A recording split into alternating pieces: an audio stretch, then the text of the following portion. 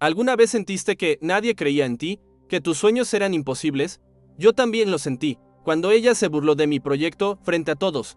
Algo dentro de mí se quebró, pero también se encendió. Quédate hasta el final para descubrir cómo transformé esa humillación en el momento más dulce de mi vida.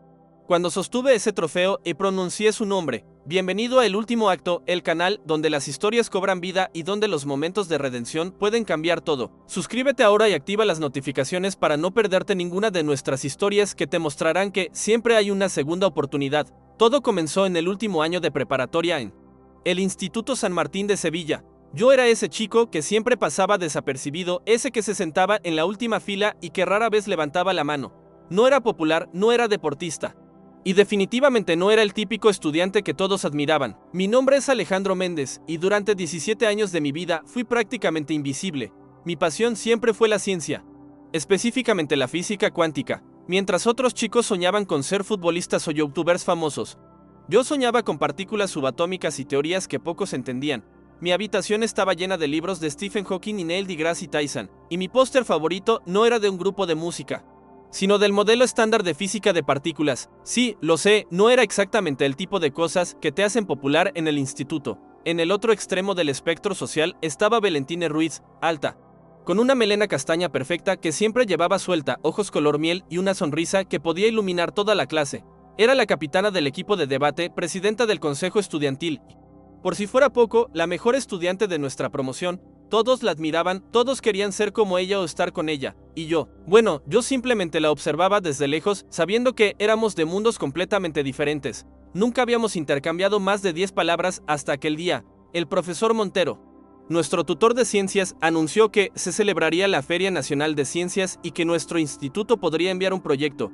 El ganador representaría a la escuela en Madrid, compitiendo contra los mejores proyectos de toda España. Es una oportunidad única, dijo el profesor ajustándose las gafas. El ganador no solo obtendrá una beca completa para la universidad, sino también una pasantía en el Centro Nacional de Investigaciones Científicas. Mi corazón dio un vuelco. Era como si el universo me estuviera dando una señal. Esta era mi oportunidad. Mi momento para demostrar que yo también valía, que mis ideas importaban. Esa misma tarde comencé a trabajar en mi proyecto, un modelo teórico sobre cómo la entropía cuántica podría aplicarse para mejorar la eficiencia energética en dispositivos cotidianos. Durante semanas, dediqué cada minuto libre a mi proyecto. Renuncié a salir con los pocos amigos que tenía, pasé noches enteras sin dormir y hasta dejé de jugar a mi videojuego favorito. Mi madre comenzó a preocuparse, dejándome tazas de té junto al ordenador a altas horas de la madrugada, susurrando un no te acuestes muy tarde. Cariño que ambos sabíamos que ignoraría. El día de la presentación preliminar llegó más rápido de lo que esperaba. Todos los estudiantes interesados debían exponer sus ideas ante un comité formado por profesores que seleccionarían los 3 mejores proyectos. Estos finalistas tendrían un mes más para desarrollar completamente su trabajo antes de la presentación final. Cuando llegué al auditorio con mi maqueta y mi presentación en PowerPoint, mis manos temblaban tanto que temía dejar caer todo. La sala estaba llena, no solo de profesores, sino también de estudiantes curiosos que querían ver quién sería el elegido para representar al instituto. Siguiente, Alejandro Méndez, anunció el profesor Montero. Caminé hasta el podio sintiendo que mis piernas eran de gelatina. Coloqué mi maqueta, una representación visual de mi teoría utilizando luces LED y pequeños motores, y conecté mi ordenador al proyector. Respiré hondo y comencé. Buenos días. Mi proyecto se titula Aplicaciones prácticas de la entropía cuántica en la eficiencia energética doméstica. A medida que hablaba, sentía que mi voz ganaba confianza. Expliqué cómo mi teoría podría revolucionar la forma en que consumimos energía, cómo podríamos reducir hasta un 60% el consumo eléctrico en hogares si aplicáramos principios cuánticos a los electrodomésticos comunes. Mostré gráficos, ecuaciones y simulaciones que había programado yo mismo. Cuando terminé mi exposición 15 minutos después, hubo un silencio. No sabía si era bueno o malo, pero entonces el profesor Jiménez, el más estricto del departamento de física, comenzó a aplaudir lentamente. Otros profesores se unieron, y vi algo que nunca había visto antes: respeto en sus miradas. Pero entonces, justo cuando bajaba del podio, la escuché, una risa, no cualquier risa, sino esa risa melodiosa y perfecta que podía reconocer entre mil. Valentina Ruiz estaba sentada en la tercera fila, inclinada hacia su amiga Sofía, susurrando algo mientras me miraba y reía. ¿Entropía cuántica? Por favor. Es como si viviera en otro planeta. ¡Qué friki! Alcancé a escuchar cuando pasé junto a ellas. El calor subió a mis mejillas y sentí que el suelo se abría bajo mis pies.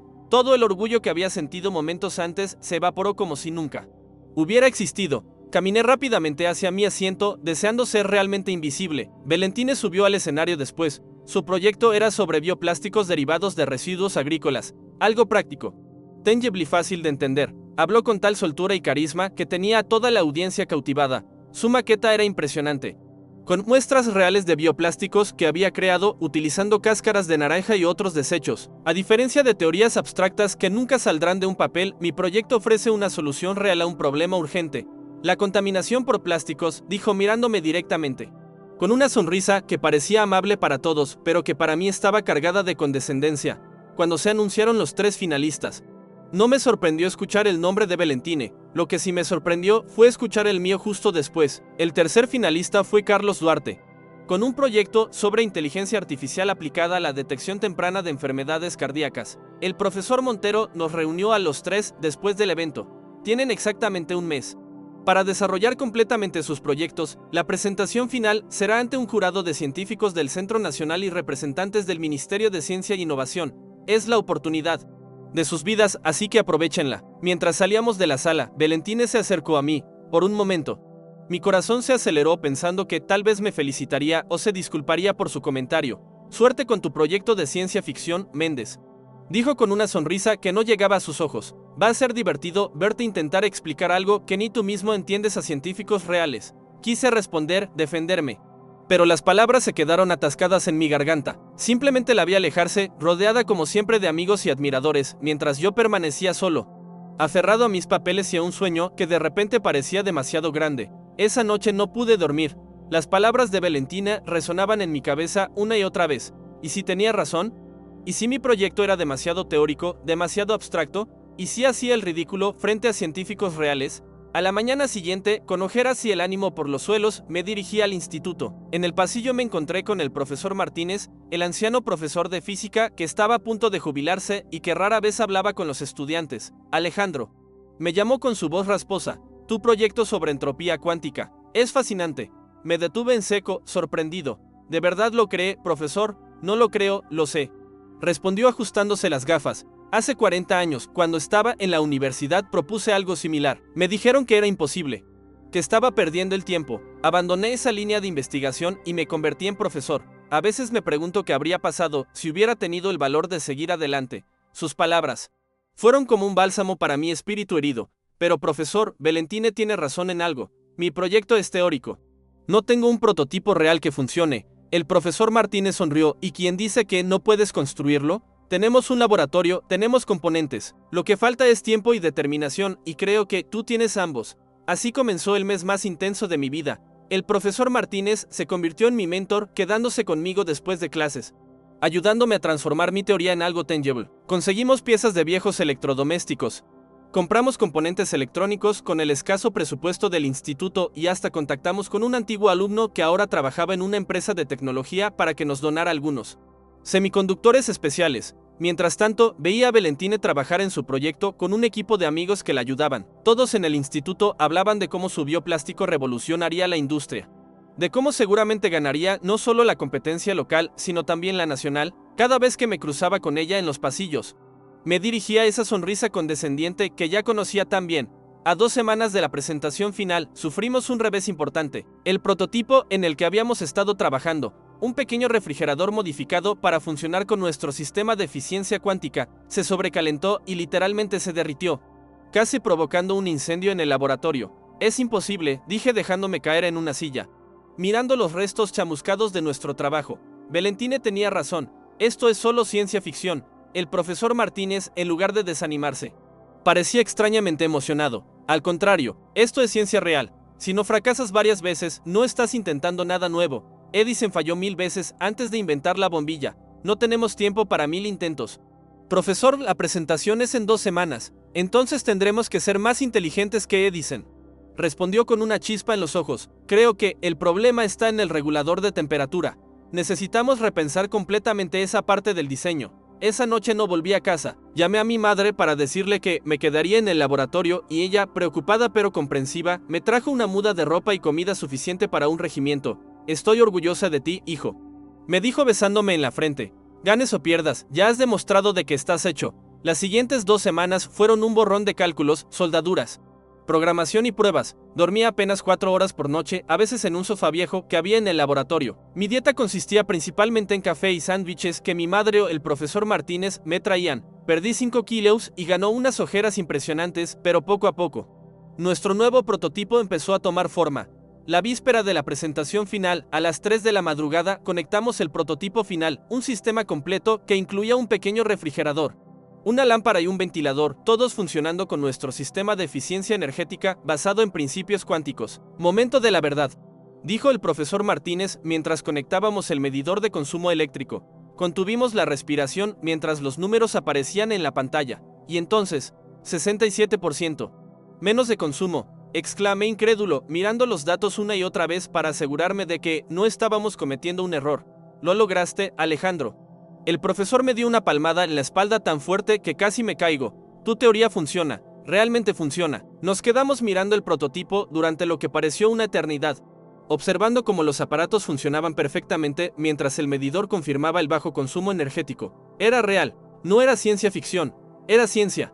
Pura y revolucionaria ciencia. El día de la presentación final llegó con un auditorio lleno a rebosar. No solo estaban los estudiantes y profesores del instituto, sino también científicos del Centro Nacional, representantes del ministerio, periodistas e incluso algunos padres. Entre el público distinguía a mi madre, sentada en primera fila, con una expresión de nerviosismo que probablemente reflejaba la mía.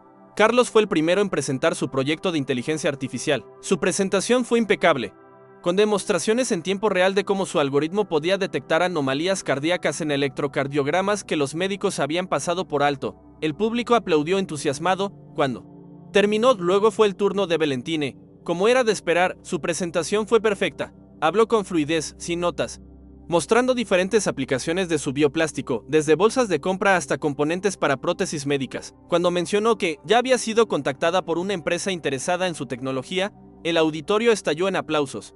Mientras bajaba del escenario, me miró con una mezcla de seguridad y desafío.